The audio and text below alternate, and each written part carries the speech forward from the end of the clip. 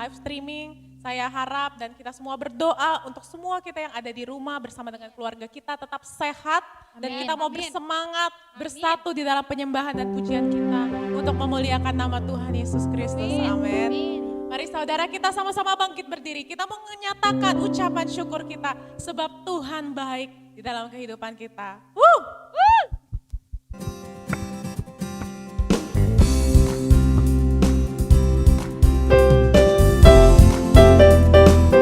Mari sama-sama kita mau masuk gerbang Tuhan, membawa pujian dan syukur kita kepadanya.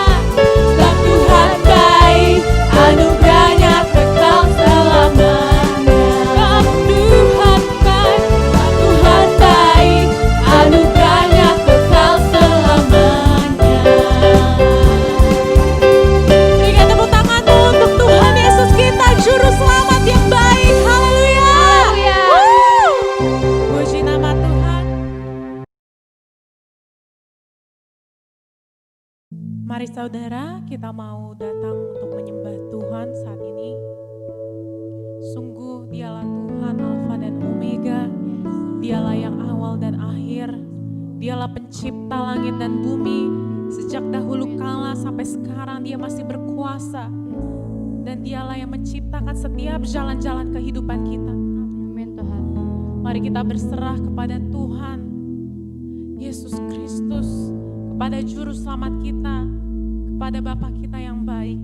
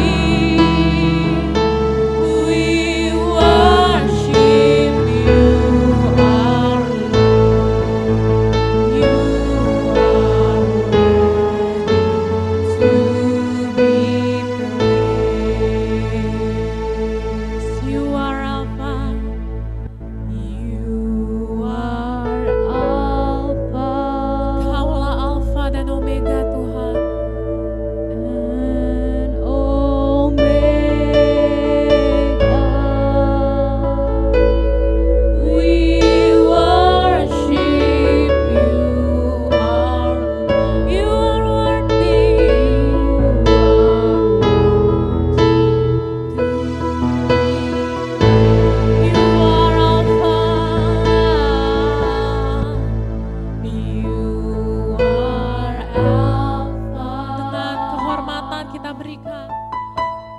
And Omega, We worship you. we worship you, our Lord. You are worthy to be praised. We give you all. We give you all the glory. We worship you.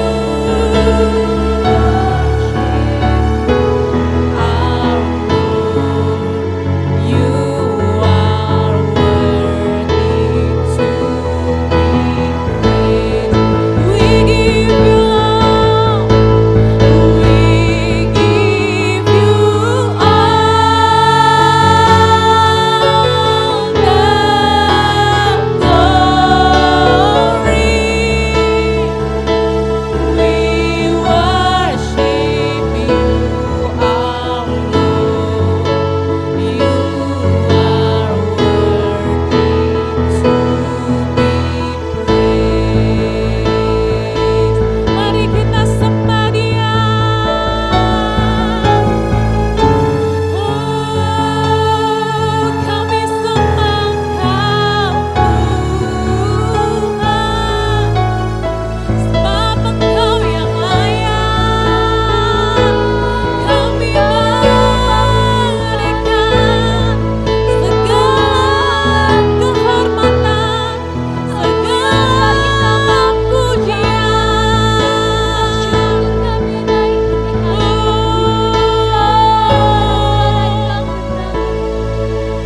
Mari saudara, sembah Dia, sembah Dia.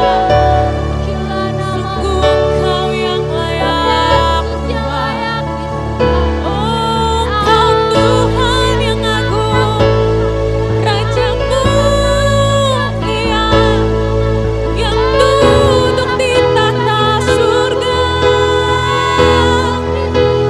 Sungguh Engkau kudus, Tuhan, berkuasa atas dunia ini. Tak terbandingi ajaib perbuatanmu.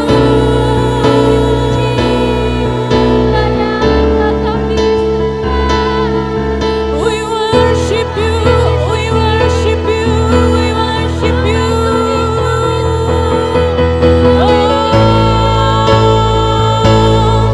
Haleluya, haleluya, haleluya, haleluya, haleluya.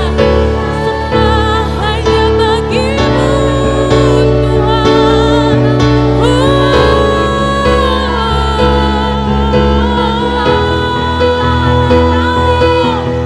There is no one else like you. Tiada sepertimu, Tuhan. Ajaib dan penuh kasih, tak pernah meninggalkan kami. Oh, kesetiaan-Mu nyata dalam hidup kami.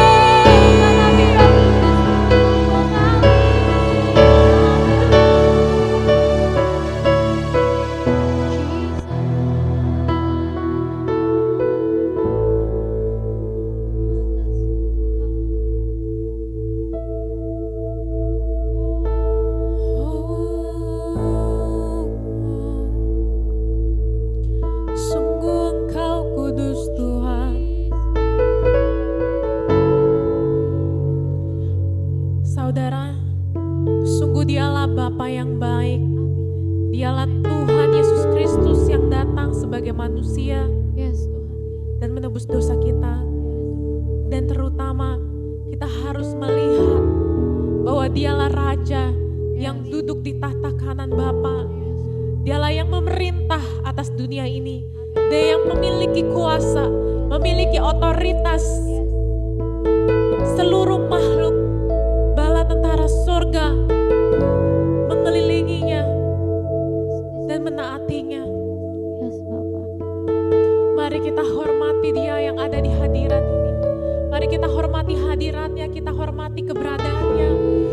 setiap rumah kita, dia sungguh hadir. Satu dua orang berkumpul, dia sungguh hadir. Dia bertahta atas pujian dan penyembahan-Mu.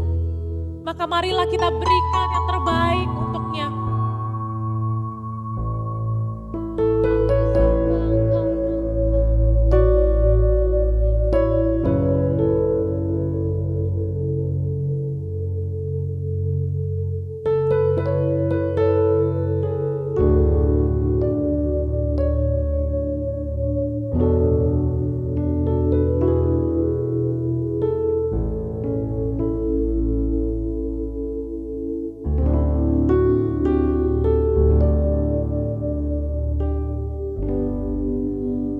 I saw the throne,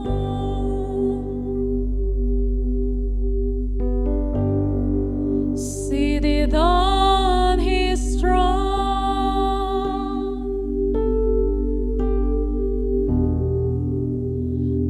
clothed in glory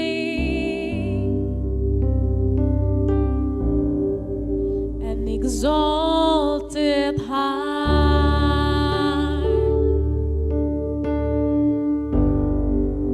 and the train of His robe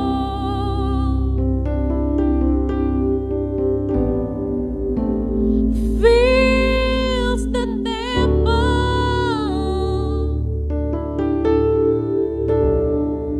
and the angels circled around Him, and they cried,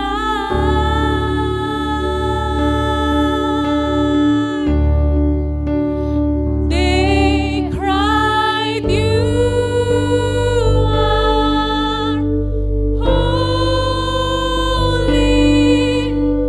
oh so holy. You are holy, Lord of all.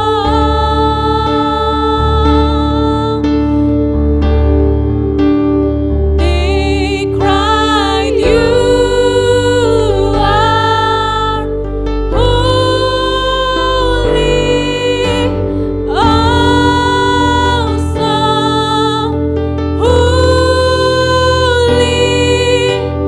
You are holy, Lord of all.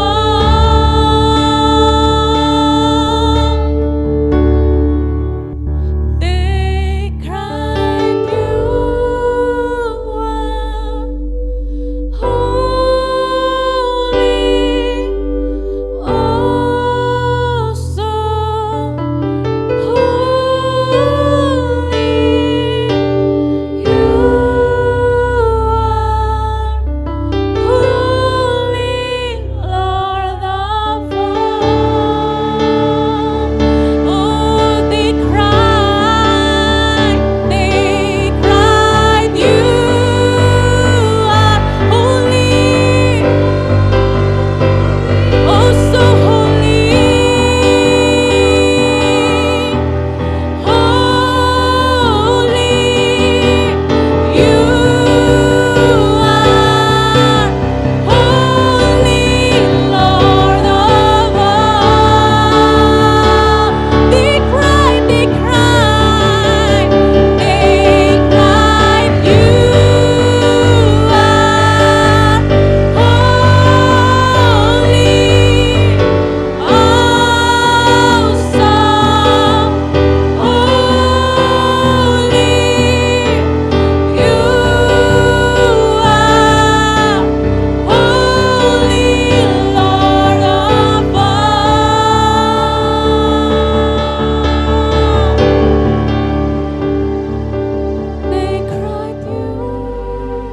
are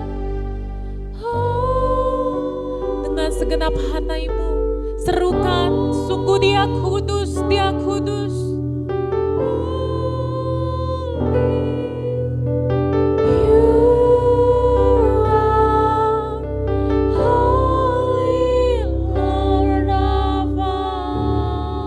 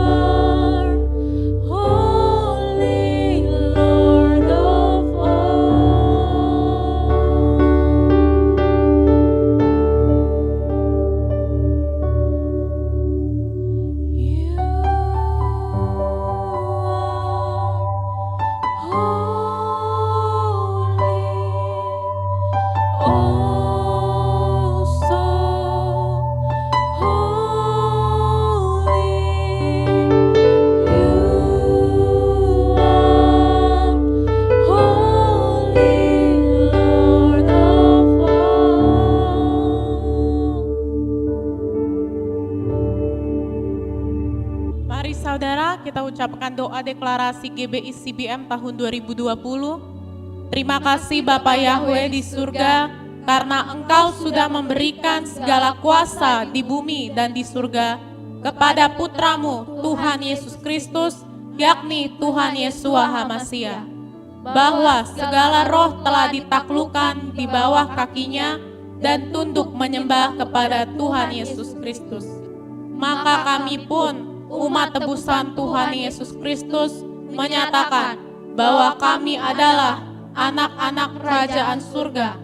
Maka segala yang diciptakan Tuhan tunduk kepada kami, tunduk kepada firman Tuhan yang kami beritakan. Tahun 2020 adalah tahun kami menerima kuasa pemerintahan. Kami bersama Tuhan Yesus Kristus duduk di tahtanya, memerintah melalui iman, doa, deklarasi, dan tindakan nyata.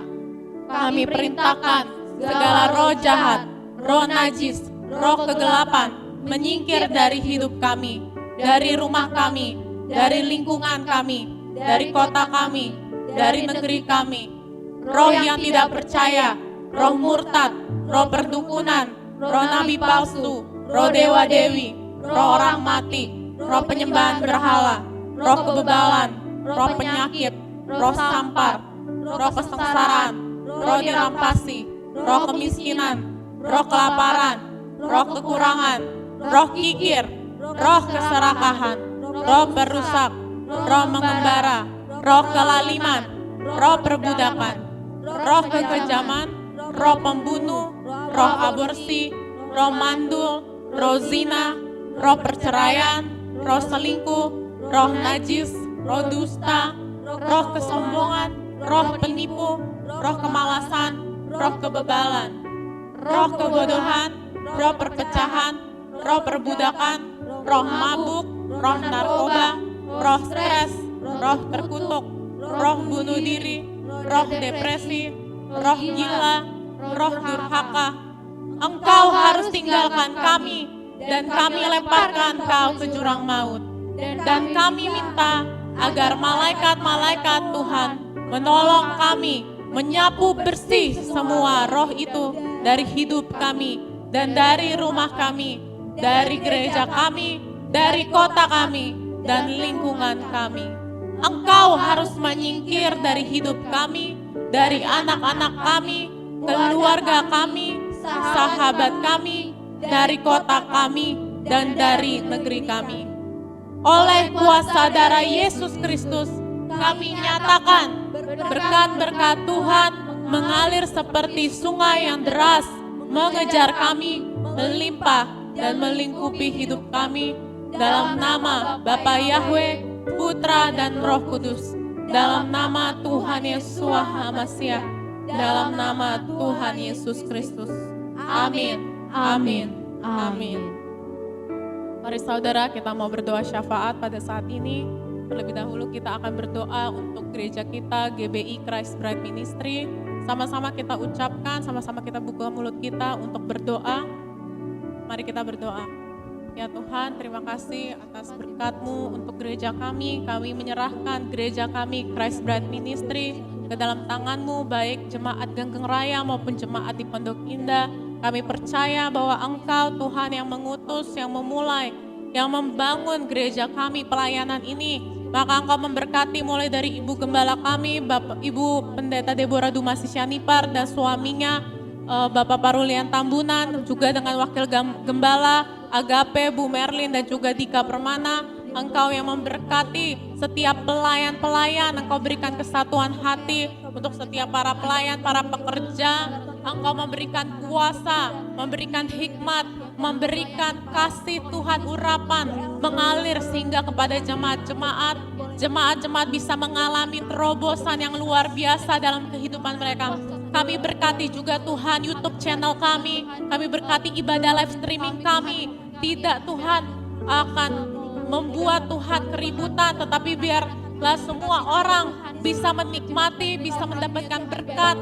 Hidup mereka terus Tuhan disirami oleh firman-Mu, oleh penyembahan lewat Tuhan video-video yang diupload Tuhan di Christ Bride Ministry. Kami berkati supaya setiap jemaat Tuhan Engkau berikan kesehatan di masa pandemik ini. Engkau tidak akan meninggalkan kami tidak akan Tuhan semakin turun, tetapi kami semakin naik Tuhan. Kesetiaan-Mu Tuhan yang menopang kami. Mari saudara kita berdoa untuk bangsa Indonesia. Pada saat ini kita berkati pemimpin kita berkati suku kita berkati kota di mana kita tinggal. Sama-sama kita berdoa. Ya Tuhan, kami menyerahkan bangsa Indonesia sebagai bangsa kesayangan Tuhan. Kami percaya Tuhan bahwa Indonesia adalah milik Tuhan Yesus Kristus. Dari Sabang sampai Merauke, di setiap pulau, di setiap kota, di setiap provinsi, daerah, setiap perkantoran, sekolah, rumah, ada kuasa Tuhan, ada malaikat-malaikat Tuhan yang menyebarkan benih-benih firman di setiap rakyat-rakyat Indonesia. Kami percaya bahwa Indonesia akan bebas dari setiap kutuk perbudakan, kutuk kemiskinan, kutuk pengangguran, dari setiap kutuk adat, dari setiap kutuk yang tidak takut akan Tuhan. Kami percaya Engkau memberkati mulai dari Bapak Presiden kami, Bapak Joko Widodo, dan juga Wakil Presiden Bapak Ma'ruf Amin. Engkau memberkati setiap menteri, DPR, MPR, setiap gubernur-gubernur di setiap provinsi. Engkau memberkati Tuhan, Engkau akan menjamah sehingga benar-benar orang-orang takut kepada Engkau. Engkau yang memberikan kelimpahan, Engkau yang mengirimkan hamba-hamba Tuhan untuk memberitakan firman Tuhan kepada seluruh bangsa Indonesia. Dalam nama Tuhan Yesus Kristus, kami menyerahkan Tuhan bangsa Indonesia ke dalam tangan-Mu.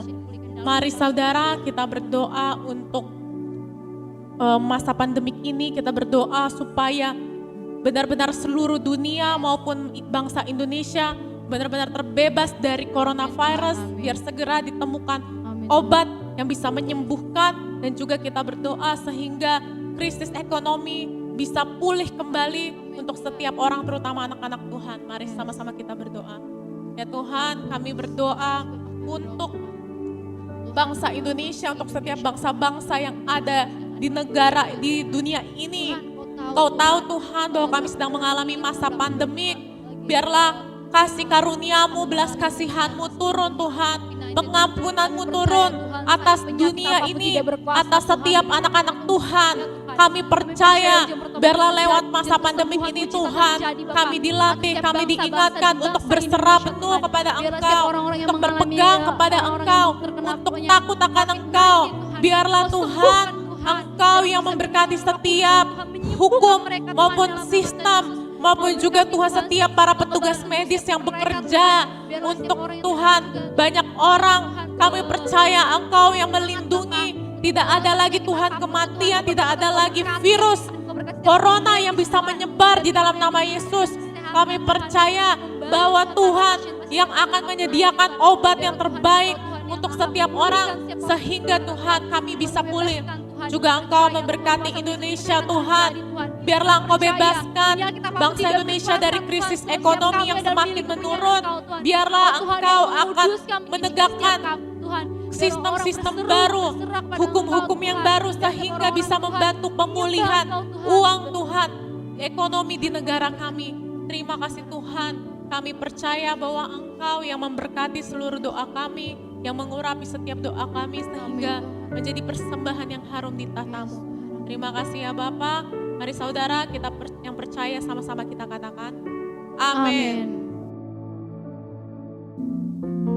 Mari jemaat Tuhan, kita mau mendengarkan firman Tuhan sebentar lagi. Mari kita siapkan hati kita. Sungguh Dialah Bapa yang setia, Dia Bapa yang mulia, yang tidak pernah melepaskan tangannya dari hidup kita.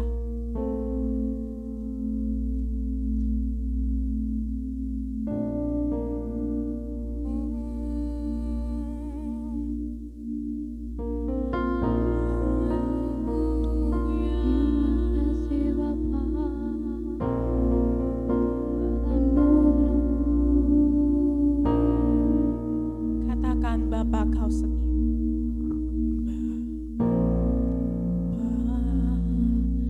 Kau setia,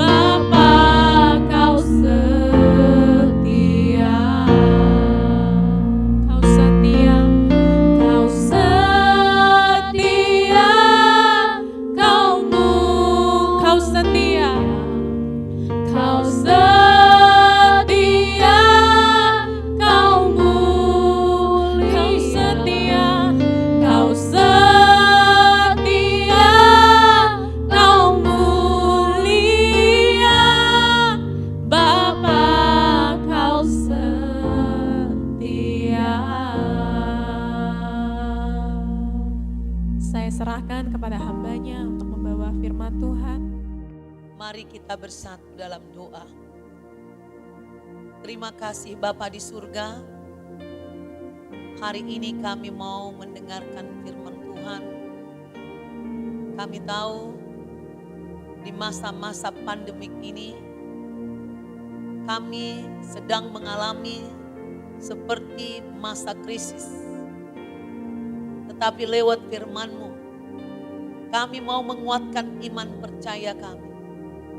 Oleh karena itu kami butuh firman.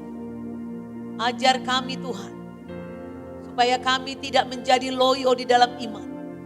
Supaya kami tetap bersemangat, percaya dan bahkan melekat dengan Engkau. Biarlah Roh Kudus-Mu menjamah lidah bibir hamba-Mu, menyampaikan apa yang Tuhan inginkan. Dan supaya setiap umat-Mu lebih lagi mengasihi Tuhan, percaya kepada Tuhan, dan menjadi saksi Tuhan di muka bumi. Sampai seluruh orang yang Engkau kehendaki boleh mengalami keselamatan dan kemerdekaan. Kami sambut firman-Mu dengan pertolongan Roh Kudus. Dalam nama Tuhan Yesus Hamasyah, dalam nama Tuhan Yesus Kristus. Mari yang percaya katakan, amin, amin, amin. Shalom saudaraku. Hari ini kita akan mempelajari tentang bagaimana menguatkan iman percaya kita dalam situasi yang tragis. Ada satu raja yang sering kali mengalami pergumulan yang berat. Hidupnya mengalami ketragisan berkali-kali. Walaupun dia sudah diurapi menjadi raja. Siapa namanya? Saudara mungkin tahu, itulah Raja Daud. Raja Daud. Saudaraku, di 1 Samuel 18 ayat 7 sampai 9 saya bacakan untuk kita bersama-sama. Saudara boleh lihat di layar. Dan perempuan yang menari-nari itu menyanyi berbalas-balasan, katanya, Saul mengalahkan beribu-ribu musuh, tetapi Daud berlaksa-laksa. Lalu bangkitlah amarah Saul dengan sangat, dan perkataan itu menyebalkan hatinya, sebab pikirnya, kepada Daud diperhitungkan mereka berlaksa-laksa, tetapi kepadaku diperhitungkannya beribu-ribu. Akhir-akhirnya jabatan raja itu pun akan jatuh kepada Daud. Sejak hari itu, maka Saul selalu mendengki Daud. Saudaraku, ketika Daud dipanggil menjadi raja, diurapi oleh Samuel atas perintah Tuhan. Daud sendiri tidak percaya, dia masih remaja, dia masih kemerah-merahan. Dia tidak pernah punya hayalan untuk menjadi raja, tapi dia diurapi menjadi raja. Saul yang sudah melanggar firman Tuhan, sudah diurapi, tidak menghargai kedudukannya sebagai raja. Dia tidak taat kepada firman Tuhan. Sehingga kuasa kerajaan itu dicabut dari hidup Saul. Lalu ada orang yang ditentukan, yaitu Daud. Dia bunuh terus, dia sakiti terus, dia siksa terus. Sehingga Daud ini mengalami masa-masa yang tragis dalam kehidupannya. Saul terus-menerus mengejar Daud untuk membunuhnya. Di hadapan bangsa Israel, sejak Daud disambut oleh tarian rakyat yang bernyanyi berbalas-balasan, yaitu mengatakan Saul mengalahkan beribu-ribu, tapi Daud berlaksa-laksa. Saudaraku, pujian itu bukan karena dipaksa Daud atau disogok Daud orang supaya dia dipuji.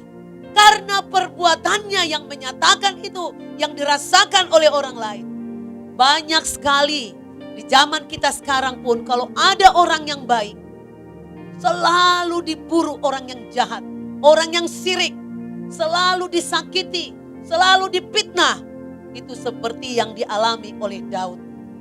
Dia tidak minta dipuji, tapi karena perbuatannya dirasakan orang, maka pujian bagaimanapun tidak bisa dihambat. Di 1 Samuel kita katakan bahwa Saul marah, dia sebel hati dan dengki. Lalu Saul menjerat Daud dengan meminta mas kawin Mikal, putrinya, dalam rupa 100 kulit katan oleh orang Filistin. Dan Daud menyanggupinya, sehingga Mikal putrinya diberikan jadi istri Daud.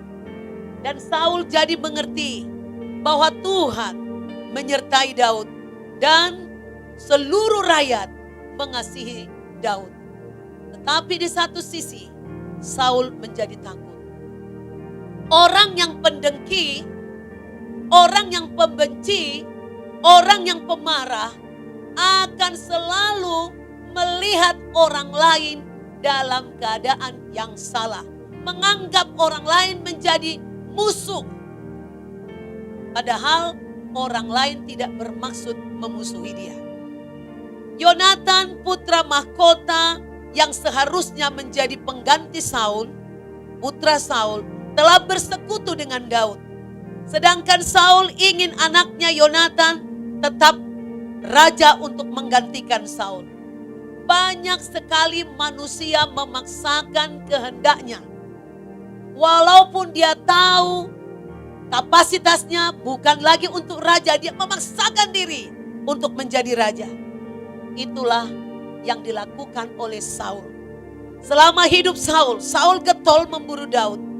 Daud menjadi musuh bebuyutannya yang utama dan berusaha membunuh Daud.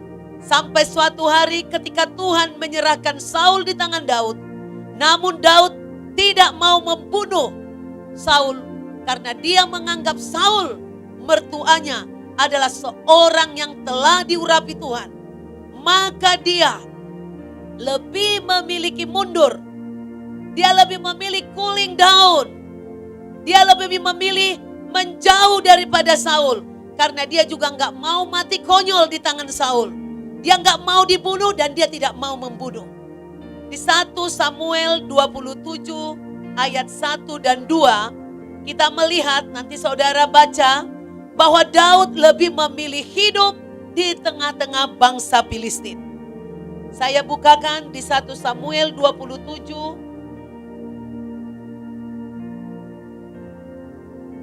ayat 4 dan 5. Setelah diberitahukan kepada Saul bahwa Daud telah melarikan diri ke Gad, ia tidak lagi mencarinya. Berkatalah Daud kepada Akhis, "Jika kiranya aku mendapat belas kasihanmu, biarlah diberikan kepadaku tempat di salah satu kota di tanah datar, supaya aku tinggal di sana. Mengapa hambamu ini tinggal padamu di kota kerajaan ini?" Maka pada hari itu Akhis memberikan Ziklag kepadanya. Itulah sebabnya Ziklag menjadi kepunyaan raja-raja Yehuda sampai sekarang. Dan lamanya Daud telah tinggal di daerah orang Filistin adalah 1 tahun 4 bulan. Saudaraku, Daud tinggal di Gad. Itu adalah kotanya Goliat yang pernah dibunuhnya. Di salah satu kota yang bernama Ziklag, 1 tahun 4 bulan, sampai akhirnya, bayangkan saudara, Akhis pasti tahu cerita Daud yang telah membunuh Goliat. Tapi Raja Akhis ini bisa percaya sepenuhnya kepada Daud. Kalau bukan Tuhan, musuh tidak bisa diperdamaikan. Oleh karena itu, tidak ada yang perlu ditakutkan dalam hidup ini jika kita melekat dengan Tuhan. Jika kita memiliki hubungan yang erat dengan Tuhan. Di 1 Samuel 29 juga dikatakan bahwa Raja Akhis mengajak Daud untuk berperang. Raja Akhis mengajak Daud untuk turut berperang melawan bangsa Israel. Karena Raja Akhis berkira bahwa Daud ini sudah membenci bangsa Israel karena Saul. Karena Daud tidak pernah menunjukkan bahwa dia sesungguhnya cinta masih dengan bangsa Israel. Daud menurutinya.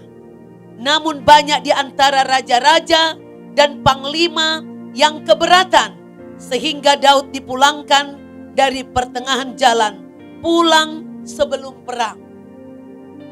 Raja-raja Filistin yang lain, jadi raja-raja Filistin itu banyak, benci kepada Daud, tidak percaya kepada Daud. Hanya Raja Akis yang benar-benar percaya. Lalu yang lainnya protes, kami gak mau perang kalau masih ada Daud. Dan akhirnya Daud dipulangkan. Di pasal 29 ayat 11 dikatakan seperti ini. Lalu bangunlah Daud dan orangnya pagi-pagi untuk berjalan pulang ke negeri orang Filistin. Sedang orang Filistin itu bergerak maju ke Israel. Jadi dia menetap di Ziklag, dia kembali ke Ziklag. Nah di 1 Samuel 30 ayat 3 dan 4. Saya bacakan. Ketika Daud dan orang-orangnya sampai ke kota itu, tampaklah kota itu yaitu kota Ziklag, kota daripada Daud di Filistin, terbakar habis. Dan istri mereka serta anak mereka yang laki-laki dan perempuan telah ditawan. Lalu menangislah Daud dan rakyat yang bersama-sama dengan dia itu dengan nyaring. Sampai mereka tidak kuat lagi menangis. Juga kedua istri Daud ditawan, yakni Ahinoam, perempuan Jisril, dan Abigail, bekas istri Nabal, orang Karmel itu. Dan Daud sangat terjepit karena rakyat mengatakan hendak melempari Daud dengan batu. Seluruh rakyat itu telah pedih hati, masing-masing karena anaknya laki-laki dan perempuan. Tetapi Daud menguatkan kepercayaannya kepada Tuhan. Saudaraku, secara akal manusia tidak ada keamanan bagi Daud. Dia benar-benar terancam mati. Dia ada dalam masa-masa yang tragis. Maka ketika pagi-pagi orang Amalek yang sudah, tahu gak saudara siapa Amalek ini? Amalek ini adalah salah satu suku keturunan Edom, keturunan Esau. Amalek yang menghancurkan perkemahan mereka, menculik anak, istri dan seluruh harta mereka. Ketika mereka kembali, Amalek sudah membakar karena mereka tahu bahwa kota itu tidak terlindungi lagi. Karena tadi Daud diajak berperang sama Raja Akis. Daud dan pasukannya mengalami kehilangan yang sangat memilukan.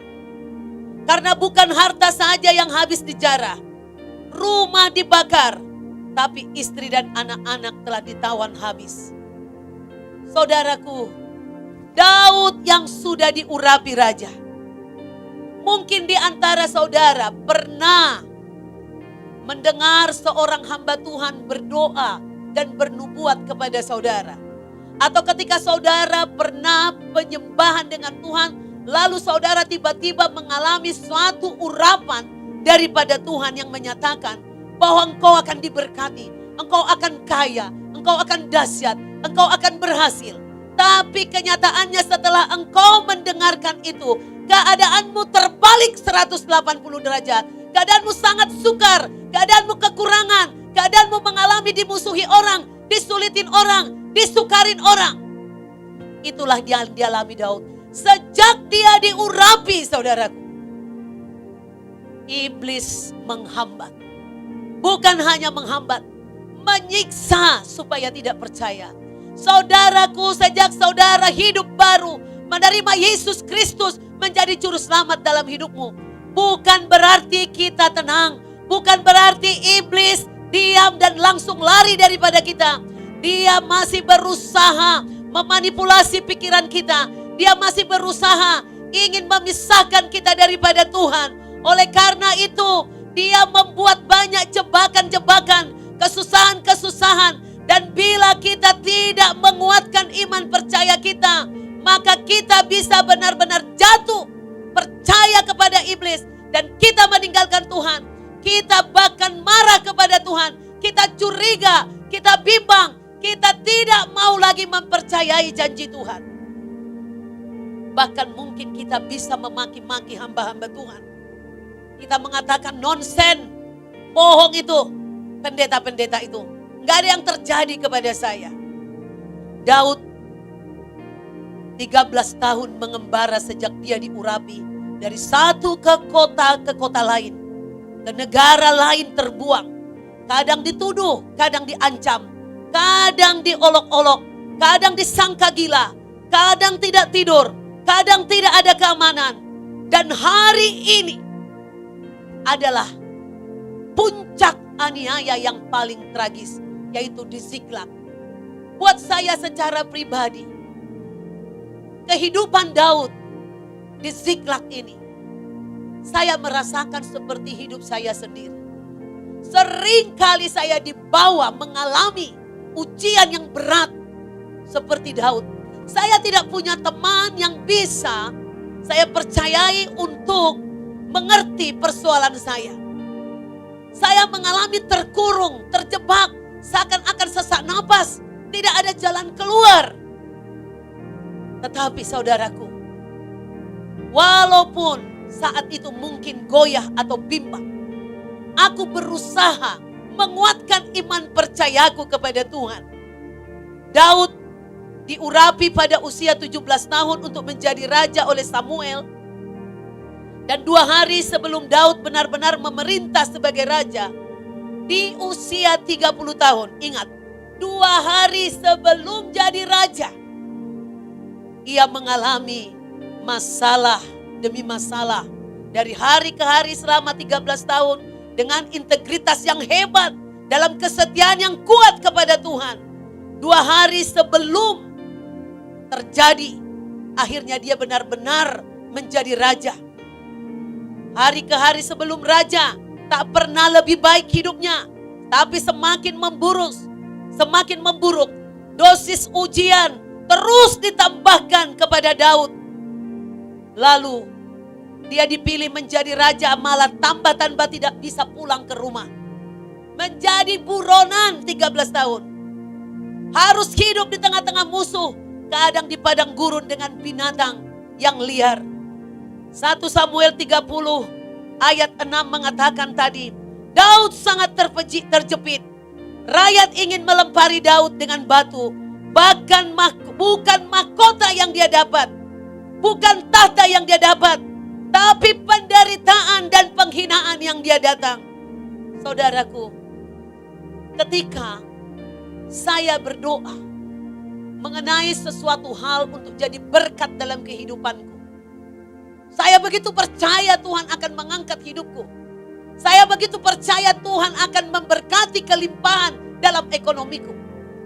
Saya berdeklarasi, saya bersaksi kepada orang bahwa Tuhan sanggup. Tapi apa yang terjadi?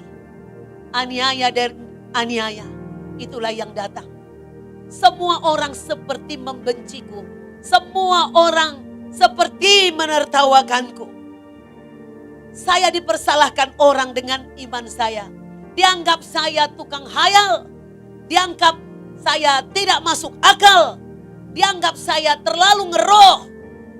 Tetapi aku tidak dapat menyembunyikan imanku. Dan aku harus bersaksi terus. Semua orang mempersalahkan orang benar. Semua orang mempersalahkan Daud. Istri dan anak-anak mereka telah dirampas. Dan faktanya memang begitu. Kita tidak bisa salahkan juga rakyat yang bersama dengan Daud. Kalau Daud menang, dia disanjung tadi. Ribuan dikalahkan Saul, tapi berlaksa-laksa dikalahkan oleh Daud. Kalau kita sedang di atas angin, kalau kita sedang nyaman, kalau kita sedang kaya, kedudukan kita sedang tinggi, uang kita sedang banyak, kita sedang lagi bagi-bagi sembako, semua orang akan akrab, so akrab. Kebanyakan orang tidak bisa bertahan dalam situasi yang sulit. Apalagi sudah 13 tahun Daud tidak nampak.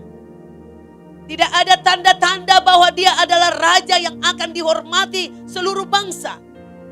Tetapi Daud tidak berhenti, tidak menyerah, tidak bodoh. Dia tidak mengatakan, untuk apa lagi aku mempertahankan hidup?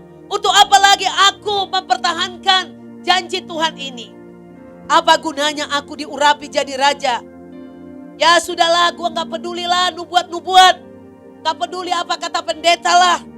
Udah gue jalanin aja hidup ini apa adanya. Dia tidak katakan seperti itu. Sudah sampai di sini aja.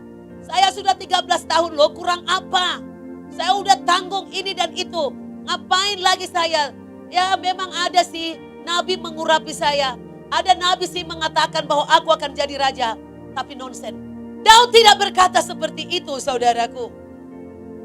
Sekiranya Daud menyerah pada kesakitan dan penderitaannya dan melepaskan harapannya begitu saja, ya pasti sangat menyesal.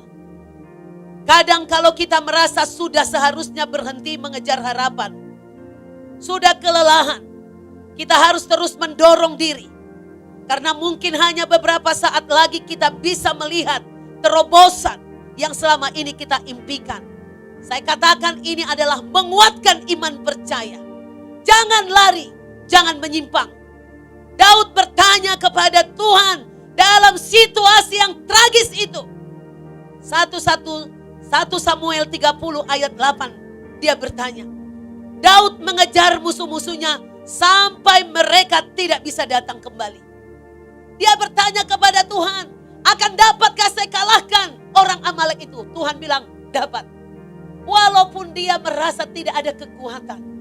Karena Tuhan mengatakan di hatinya, dapat. Dia kejar. Dia tanya lagi, akan menangkah saya? Akan menang. Dia akhirnya berjalan.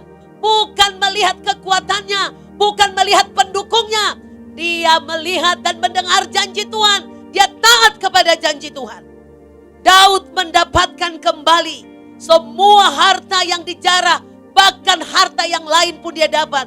Wanita dan anak-anak mereka pun dia kembalikan kepada pemiliknya masing-masing. Termasuk istri dan anak-anak mereka. Jika orang-orang percaya masuk ke dalam masa krisis, masa yang tragis, masa yang tidak mungkin ada jalan keluar menurut akal budi manusia.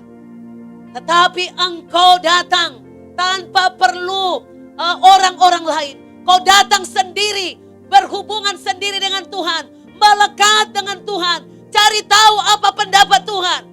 Bertindaklah sesuai dengan suara Tuhan, maka engkau akan menerima.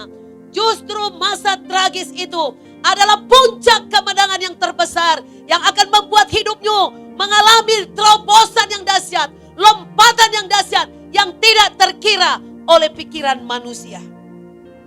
Setelah mengalahkan Amalek hanya dalam waktu beberapa jam, sesudah itu Daud menerima kabar bahwa Saul telah terbunuh dalam peperangan dan Daud dimahkotai sebagai raja.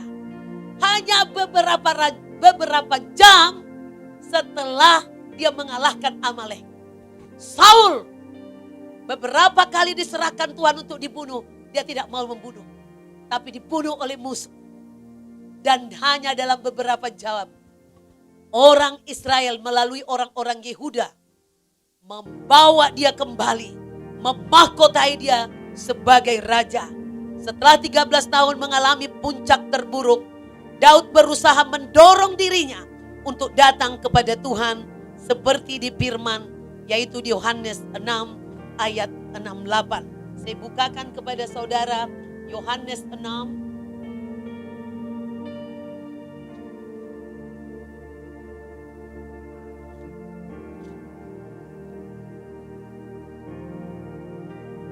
ayat 68.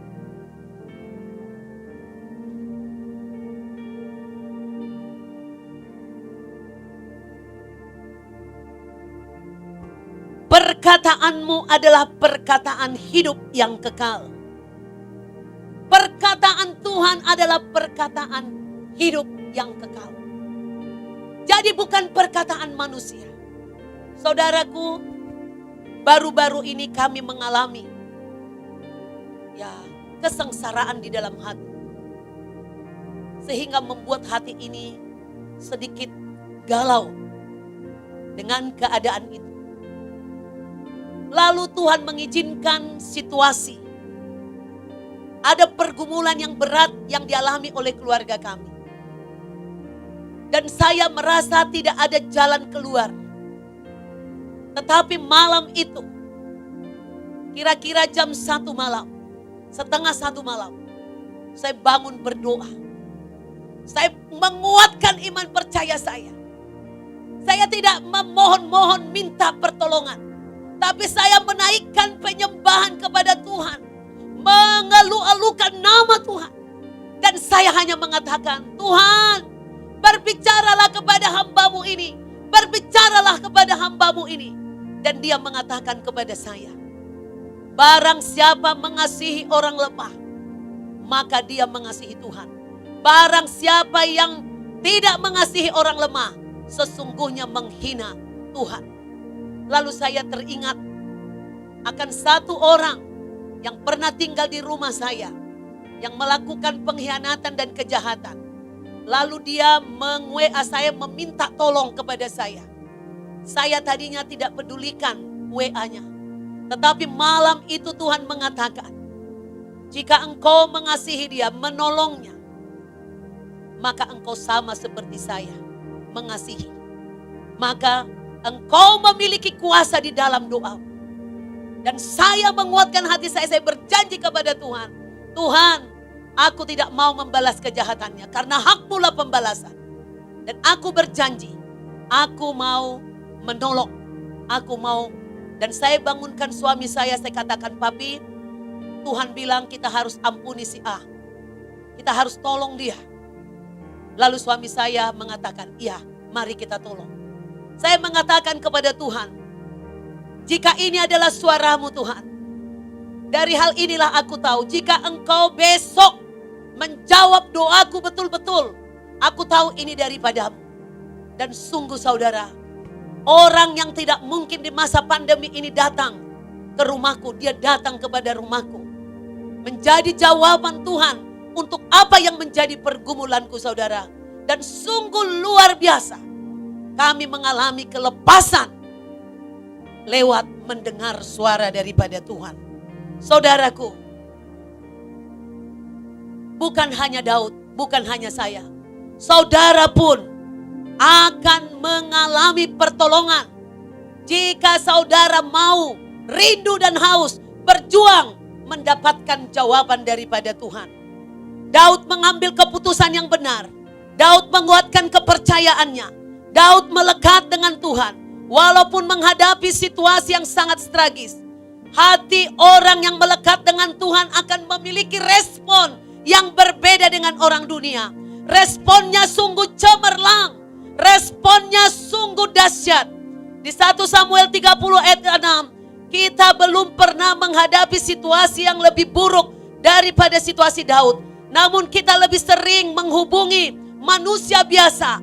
Berpikir-pikir tentang manusia biasa. Siapa tempat kita bergantung. Tidak mampu mendorong diri sendiri mendekat kepada Tuhan. Bagaimana caranya untuk dapat melakukan seperti Daud lakukan. Di 1 Samuel 30 ayat 7 saudara baca. Entah bagaimana caranya Daud bisa berkomunikasi dengan Tuhan melalui epod tersebut.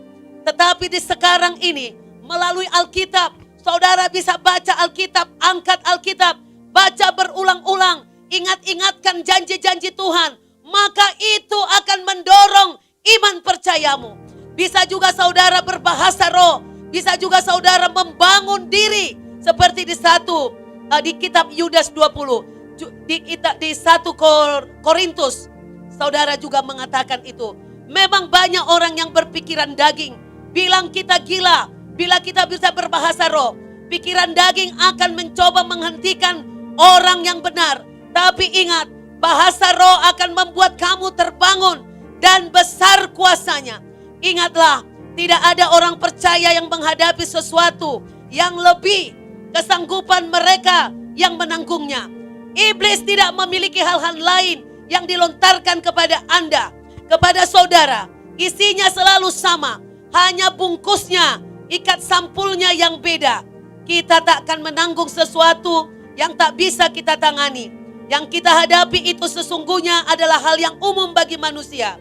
Ketika tampak sepertinya kita tidak tahan lagi dan sudah mencapai batas kita, Tuhan akan memberikan jalan keluar sehingga kita bisa bertahan dan melewatinya dengan berkemenangan. Itulah yang harus dilakukan oleh orang-orang benar. Jadilah seperti Daud di zaman modern ini. Di masa pandemik, di masa kesukaran, di masa krisis, di masa tragis. Apapun kesukaran yang menimpa hidupmu, ingat, Tuhan tidak pernah terbatas kasih dan kuasanya menolong kita. Haleluya. Yang percaya katakan amin. Amin. Jemaat yang dikasihi Tuhan, tiba saatnya kita akan mengakhiri ibadah kita. Mari saudara, saya undang berdiri bersama seluruh keluarga di rumah masing-masing. Angkatlah tanganmu dan hatimu, terimalah berkat daripada Tuhan. Hari ini engkau sudah mendengarkan firman Tuhan. Lakukanlah dengan setia segala yang diperkatakannya. Maka kemanapun engkau pergi, dimanapun engkau berada, apa yang kau kerjakan diberkati olehnya. Tuhan pencipta langit dan bumi memberkati engkau, melindungi engkau, menghadapkan wajahnya kepadamu, memberi engkau kasih karunia. Tuhan menyinari engkau dengan wajahnya dan memberi engkau damai sejahtera yang melampaui segala akal dan pikiranmu. Di dalam nama Tuhan Yesus HaMasiah, Tuhan Yesus Kristus, hari ini, besok, selama-lamanya, sampai Yesus datang kedua kalinya. Yang percaya katakan, amin, amin, amin. Amin,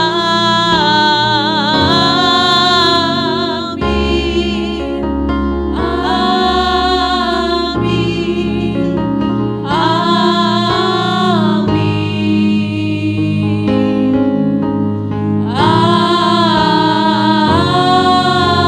amin, amin,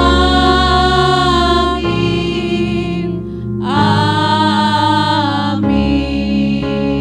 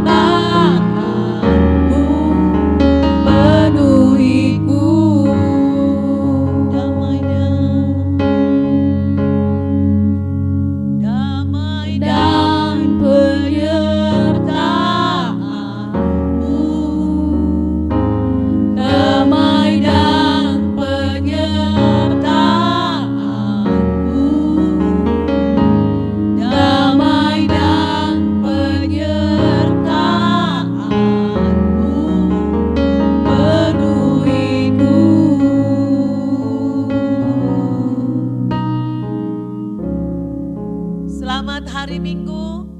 Tuhan memberkati saudara semua. Jangan lupa di like dan subscribe. Dan bagikan kepada banyak orang lebih lagi untuk memberkati dan memenangkan lebih banyak jiwa. Hari Minggu depan jangan lupa bersama dengan GBI CBM kita beribadah kembali. Tuhan memberkati saudara.